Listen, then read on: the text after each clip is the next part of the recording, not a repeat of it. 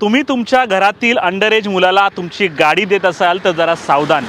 एकीकडे सरकारने कायदे कडक केले असले तरी त्याचा काही उपयोगच होत नाही असं समोर आलेलं आहे। वसईत एक 14 वर्षाचा मुलगा आहे, बुलेट घेऊन सुसाट निघाला आणि त्याने एका गाडीला जोरदार धडक दिली।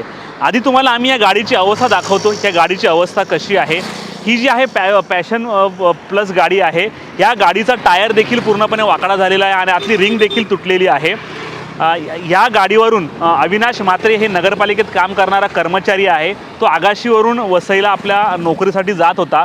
दरम्यान त्याच वेळी विरुद्ध दिशेने एक बुलेट गाडीवर 14 वर्षाचा सिद्दीकी नावाचा मुलगा आला आणि जोरदार या गाडीला धडक दिलेली आहे। आणि गाडीची धडक एवढी होती की गाडी देत आहे की बाजूच्या शेतामध्ये जाऊन पडली। हा अपघात घडला आहे सनसिटी घास रोडवर, जो तुळजाभवानी मंदिर आहे त्यापासून 1 किलोमीटर पुढे अंतरावर घडलेला आहे। या घटनेनंतर या दोघांनाही जे आहे वसईच्या गोल्डन पार्क हॉस्पिटलमध्ये उपचारासाठी दाखल केलेलं। यामध्ये अविनाश म्हात्रे यांच्या शरीराला खूप दुखापत झालेली आहे। त्यांच्या हातांच्या हाडं देखील तुटलेली आहेत, गळ्याला देखील गळ्याचं हाड तुटलेलं आहे, छातीचं हाड तुटलेलं आहे। यांना मोठ्या प्रमाणावर दुखापत झालेली आहे। सध्या माणिकपूर पोलीस स्टेशनमध्ये याची कुठलीही नोंद नाही, कारण या ठिकाणी अपघात झालेला आहे तो परिसर जो आहे की नालासोपारा पोलीस स्टेशनमध्ये येतो। परंतु ही मुलं जी आहेत की वसई हद्दीमध्ये ॲडमिट होती।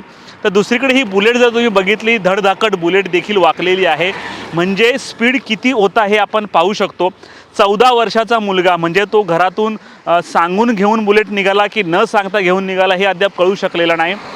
हा अपघात जो आहे अविनाश म्हात्रे यांच्या जीवावर बेतलेला आहे। 14 वर्षाच्या मुलावर त्याच्या घरच्यांचं म्हणजे पालकांचं नियंत्रण नव्हतं का हा देखील सवाल उपस्थित झालेला आहे। त्यामुळे करतो कोणतरी आणि भुगततो कोणतरी असा ह्या अपघातामागे बोललं तर चुकीचं ठरणार आहे। त्यामुळे तुमच्या घरामध्ये जर लहान मुलं असेल तर कदाचित त्यांना अशा प्रकारच्या गाड्या देऊ नका, अशी वेळ त्यांच्यावर येऊ शकते। एकीकडे शासनाने कायदे कडक केलेले आहेत। जर अल्पवयीन मुलाला गाडी दिली तर त्याच्या वडिलांवर देखील गुन्हा दाखल होतो, अशी कायद्यामध्ये तरतूद करण्यात आलेली आहे। आता या परिस्थितीत पोलीस काय भूमिका घेतात ते देखील पाहावं लागणार आहे, कारण सनसिटी घास रोडवर नेहमी सुसाट गाड्या असतात आणि अशा प्रकारचे अपघात घडत असतात। त्यात आता 31 डिसेंबरची वेळ जवळ आलेली आहे, त्यामुळे इथे पार्टी करण्यासाठी किंवा फार्म हाऊसला जाण्यासाठी मोठ्या प्रमाणात गर्दी असते। त्यामुळे तुम्ही देखील 8 दिवस या रोडवर फिरणार असाल तर तुमच्या गाडीच्या वेगावर नियंत्रण ठेवा।